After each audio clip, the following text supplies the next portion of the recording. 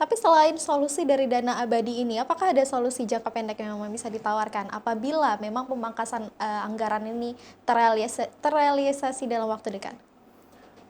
Otomatis para pengambil kebijakan harus benar-benar menggunakan mindset long term base. Artinya mereka harus tidak lagi memikirkan benefit dalam jangka pendek lagi. Artinya karena waktu yang sudah terbatas dan otonomi khusus yang sudah terpotong, otomatis mereka harus memikirkan program-program jangka panjang yang juga berdampak jangka panjang. Okay. Seperti apa itu, Pak? Sulit memang untuk memahami apa yang baru saya sampaikan ya.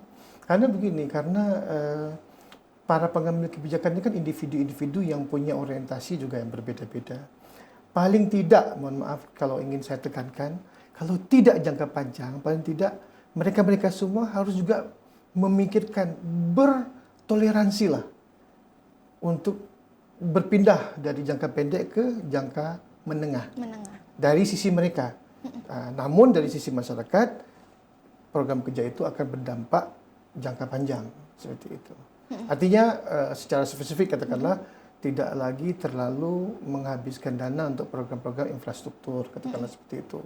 Karena pemanfaatan infrastruktur yang ada itu lebih baik dioptimalkan daripada membangun sebuah infrastruktur baru, katakanlah seperti itu. Dan disitulah kajian-kajian dari akademisi atau universitas dapat dioptimalkan.